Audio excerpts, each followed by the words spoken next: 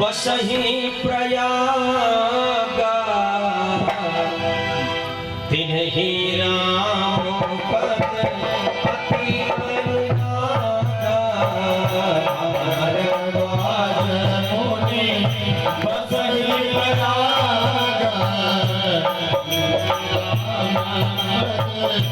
अति अनुरागा तिन्हि राम पद अति अनुरागा तिन्हि राम मुनि अति अनुरागा भरद्वाज मुनि बसहि प्रयागा तिन्हि राम पद अति अनुरागा। भरद्वाज जी को भगवान के चरणों से बड़ा प्रेम है, बड़ा अनुराग है। और माघ के महीने में माघ मकर गत रवि जब होई तीरथ पति ही आव सब कोई। माघ के महीने में प्रयागराज में 1 महीने का मेला लगता है और जो बड़ा भाग्यशाली होता है वह ही तीर्थराज प्रयाग का सेवन कर पाता है। हर व्यक्ति नहीं कर पाता है। जो बड़े बड़े पुण्यशाली हैं वो प्रयागराज में जाकर के चाहे 1 दिन मौनी अमावस्या या बसंत पंचमी या फिर अचला सप्तमी या माघी पूर्णिमा का स्नान करते हैं। और कितने तो इतने श्रेष्ठ हैं कि जो महीने भर रह करके कल्पवास करते हैं श्री प्रयागराज जी में। वहीं पर भारद्वाज ऋषि मुनि जी का आश्रम है। एक बार माघ का महीना और माघ के महीने में सूर्य मकर राशि में प्रवेश किए और जिस समय माघ के महीने में सूर्य मकर राशि में प्रवेश करते हैं इस सृष्टि के जितने भी देवता हैं सब आकर के श्री प्रयागराज में निवास कर जाते हैं। इसीलिए प्रयागराज की सबसे बड़ी विशेषता है 1 महीने के लिए संपूर्ण देवता प्रयागराज में आकर के निवास कर जाते हैं। कोई भी प्रयागराज को छोड़ना नहीं चाहता है। महीने भर में 1 दिन के लिए पहुंचेगा, 1 घंटे के लिए पहुंचेगा, लेकिन प्रयागराज में माघ के महीने में स्नान जरूर करेगा। वो बड़ा दुर्भाग्यशाली होगा कि जिनका वर्ष बच जाता हो और श्री प्रयागराज में माँ गंगा माँ यमुना में कि त्रिवेणी संगम में स्नान न करे। करता ही करता है। तीर्थ पति आओ सब कोई। जितने भी तीर्थों के देवता हैं ये सब प्रयागराज में आकर के निवास करते हैं। और इतना ही नहीं, गोस्वामी जी ने कहा कि देवो तनुज कौन कौन आता है कि देवे तनुज किन्नर नर श्रेणी और सातार माजही सकल त्रिवेणी। देव तनुज नर नर श्रेणी सातार माजही सकल त्रिवेणी। देव तनुज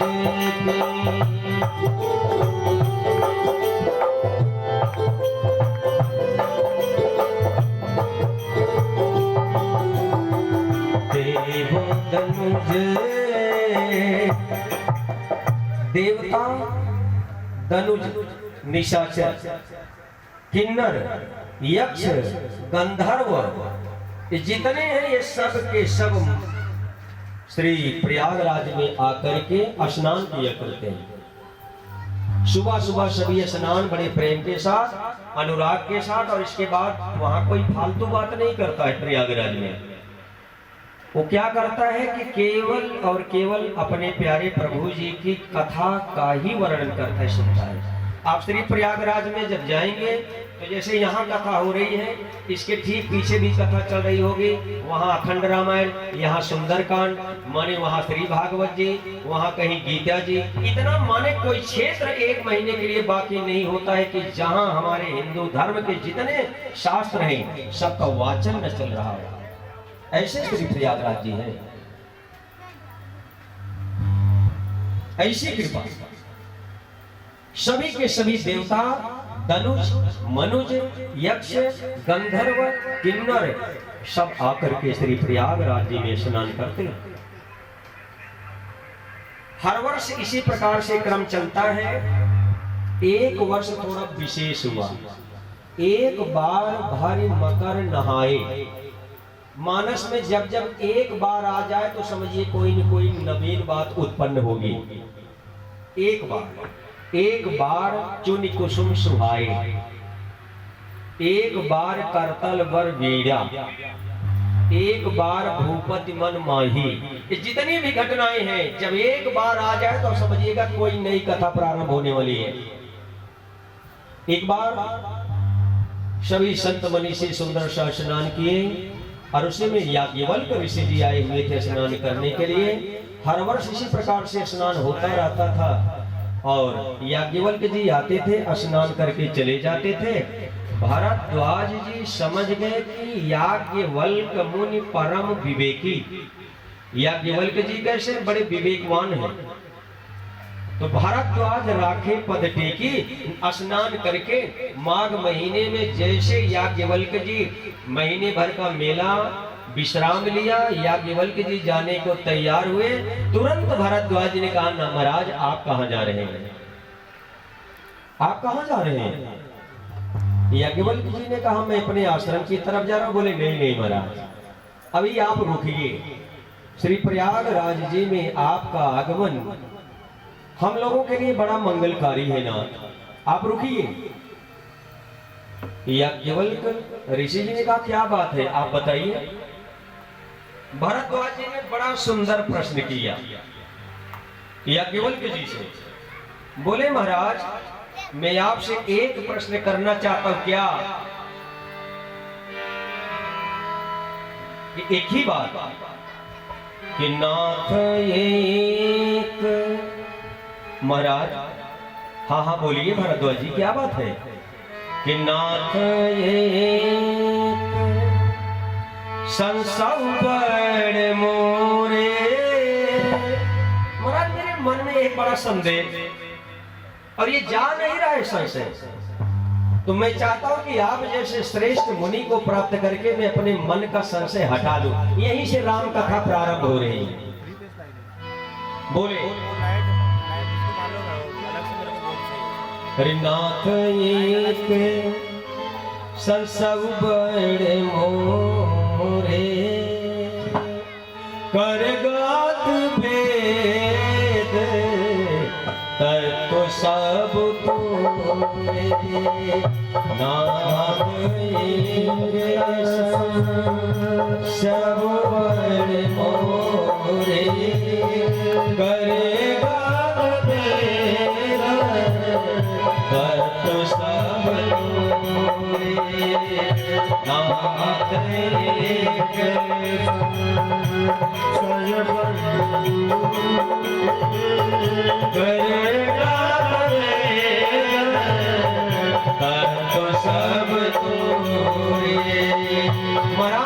एक मन में संशय क्या। नाथ एक ही संशय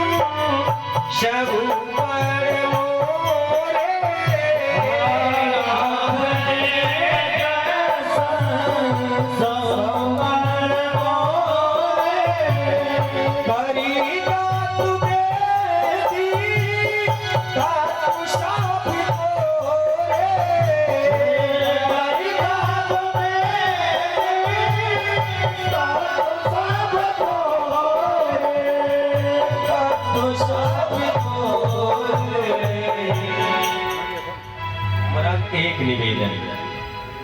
नाथ एक संसव बड़ मोरे।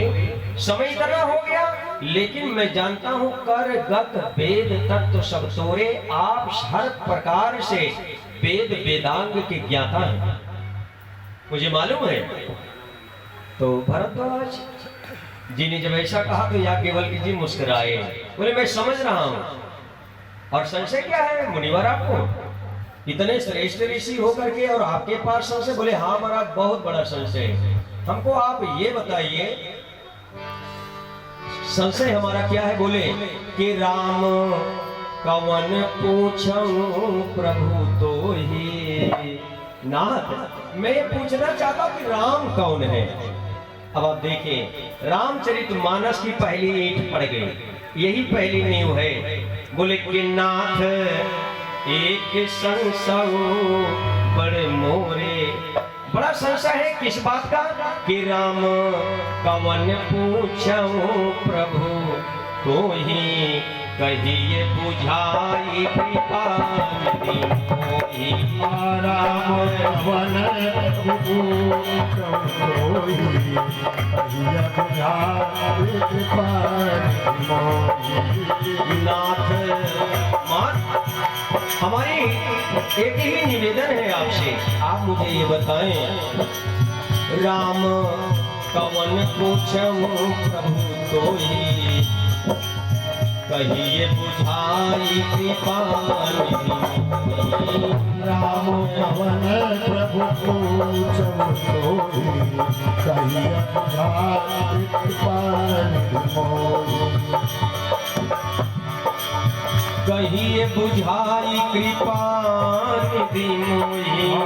कहिए बुझाई कृपा निधि मोहि। कहिए बुझाई कृपा निधि मोहि। कहिए बुझाई कृपा निधि मोहि। राम कवन प्रभु पूछूं तो ही कहिए बुझाई कृपा निधि मोहि। राम कवन प्रभु पूछूं तो ही कहिए बुझाई कृपा निधि मोहि। कहिए बुझाई कृपा निधि मोहि।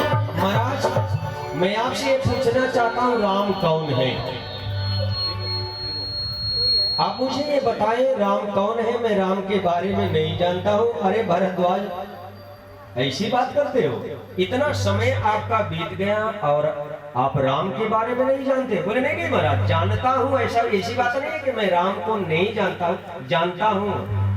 तो बोले किसको जानते हो? बोले महाराज एक राम अवधेश कुमारा। एक राम को तो मैं जानता हूँ, श्री महाराज दशरथ जी के कुमार हैं, उनको तो मैं भली भांति जानता हूँ। तिनकर चरित विदित संसारा, और पूरा संसार उनको जानता है।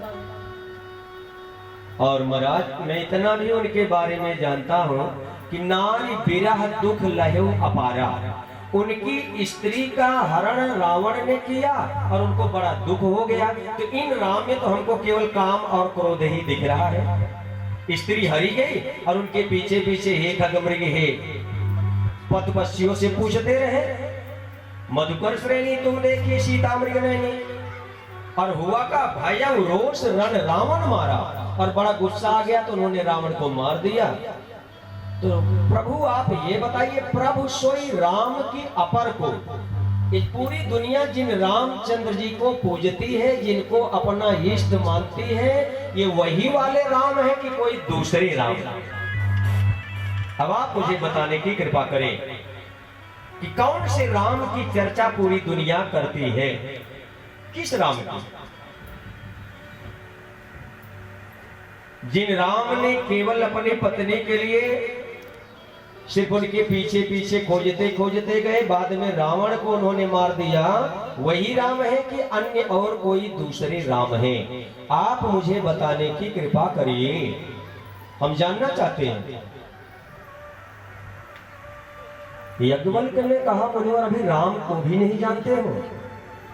रुका महाराज जानते हैं, लेकिन सिर्फ आपसे स्पष्टीकरण चाहता हूँ कि आप जैसे श्रेष्ठ मुनिवर अगर जिस चीज पर अपनी मुहर लगा देंगे वो पक्की हो जाएगी। तो किस राम को पूरी दुनिया पूजती है, आप मुझे बताने की कृपा करिए।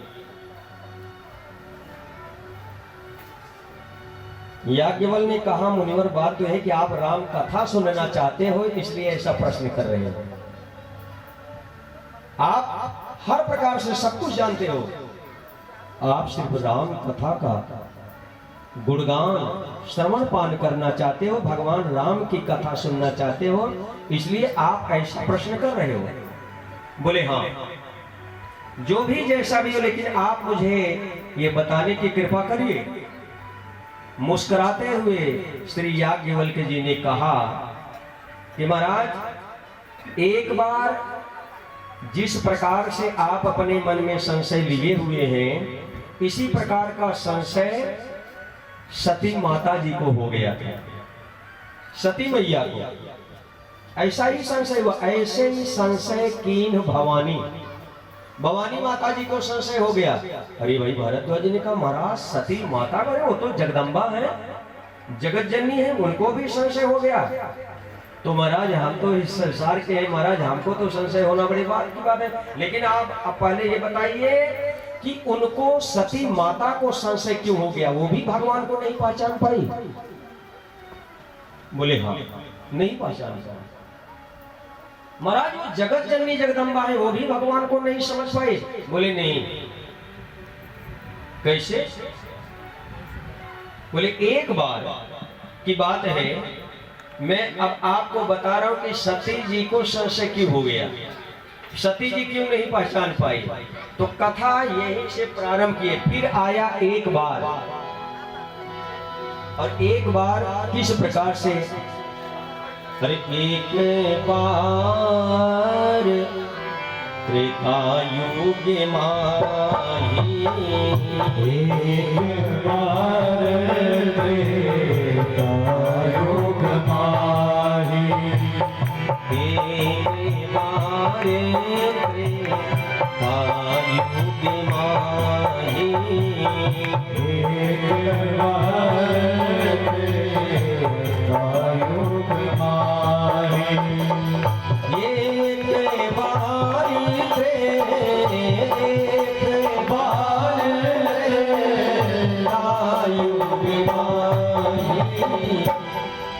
एक बार त्रेता युग में की बात है। याज्ञवल्क्य जी कथा सुना रहे हैं भारद्वाज जी को कि त्रेता युग में हर शंभु गए भजेरी सिपाही, शंभु गए भजेरी सिपाही, शंभु भजेरी सिपाही,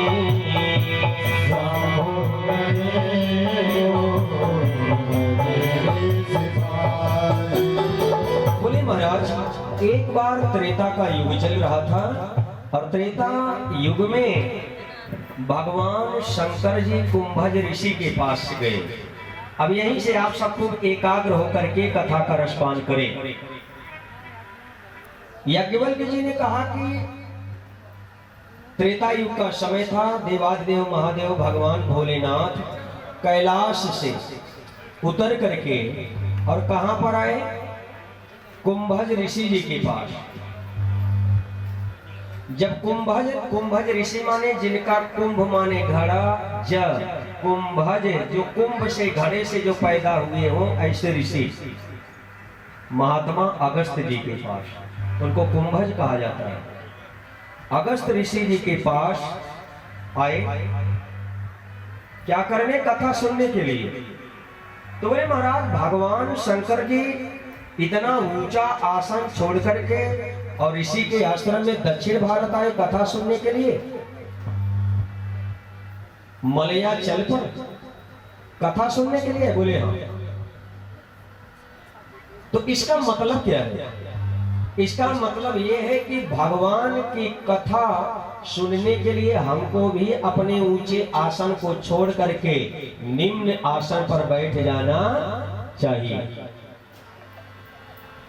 ये नहीं देखे कि नहीं नहीं यहाँ कुर्सी नहीं लगी है, यहाँ सोफा सेट नहीं है, तो हम कैसे कथा सुने। जहां भी आसन मिले और उस आसन पर बैठ करके प्यारे प्रभु जी की कथा का रसपान करना चाहिए। उन्होंने कहा कि महाराज आप ये हमको बताएं कि आखिर शंकर भगवान वहां क्यों गए कथा सुनने के लिए? कुंभज जी के पास। तो उस समय मुनि ने बताया, बोले कि एक बार देवर्षि नारद जी, जो हर समय भगवान का स्मरण करते रहते हैं कि श्रीमन नारायण नारायण नारायण नारायण नारायण नारायण भज मन नारायण नारायण नारायण भज मन नारायण नारायण नारायण लक्ष्मी नारायण नारायण नारायण लक्ष्मी नारायण नारायण नारायण स्वामी नारायण नारायण नारायण स्वामी नारायण नारायण नारायण बोले राजा रामचंद्र की जय। देवर्षि नारद जी विंध्याचल पर्वत के पास गए। ये विंध्याचल पर्वत उत्तर प्रदेश के मिर्जापुर जिले में, जहां पर विंध्यवासिनी माता जी विद्यमान है, उसी पर्वत पर। ये रामचरितमानस में कथा नहीं है, अंतर कथा है, इसलिए खूब ध्यान से सुनिएगा। विंध्याचल पर्वत के पास देवर्षि नारद गए और नारद जी हर का काम बनाने के लिए जाते हैं। नारद जी गए विंध्याचल पर्वत के पास, उन्होंने कहा विंध्याचल, बोले यार मैं देखता हूं कि जितने देवता हैं सब सुमेरु पर्वत पर जाकर के अपनी अपनी मीटिंग सभा को करते, तुम्हारे पास कोई आता नहीं, क्या बात है? विंध्याचल ने कहा महाराज हमारे पास तो सही में कोई नहीं आता। बोले सभी देवता जाते कहाँ हैं? बोले सब देवता सुमेरु पर्वत पर जाते हैं। तो क्यों? उन्होंने कहा इसका मतलब है कि सुमेरु पर्वत तुमसे ज्यादा बड़ा है और तुम हो छोटे, तुम्हारे पास कोई आता नहीं। उसी समय विंध्याचल पर्वत ने कहा महाराज अगर ऐसी ही बात है कि बड़प्पनता के कारण, लंबाई के कारण, ऊंचाई के कारण अगर कोई मेरे पास नहीं आ रहा है तो मैं भी अपने स्वरूप को बड़ा कर रहा हूं। और विंध्याचल पर्वत ने अपनी ऊंचाई को बढ़ाना शुरू किया, इतना बड़ा कर दिया, इतना बड़ा ऊंचाई अपनी बना दिया कि मिर्जापुर के बाद जब अगले दिन सूर्योदय हुआ तो सूर्य का प्रकाश दक्षिण भारत में पहुंचा ही नहीं, अंधकार हो गया। इतना ऊंचा विंध्य पर्वत हो गया,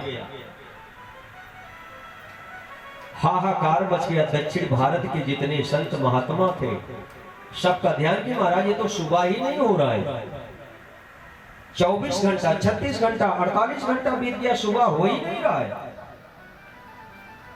सभी गए देवता के पास, महाराज क्या बात है, इतना समय हो गया, सूर्योदय अभी हुआ ही नहीं, सूर्य भगवान निकले ही नहीं। बोले निकले तो कभी को बहुत समय से निकल रहे। तो बोले महाराज इस तरफ तो प्रकाश आ ही नहीं रहा है। अरे सबने कहा भाई विंध्य पर्वत ने अपनी ऊंचाई को इतना कर दिया है कि सूर्य भगवान को भी उसने ढक दिया है, उनका प्रकाश केवल उत्तर ही तरफ जा रहा है, उत्तर भारत में, दक्षिण भारत में उनका प्रकाश नहीं आ पा रहा है।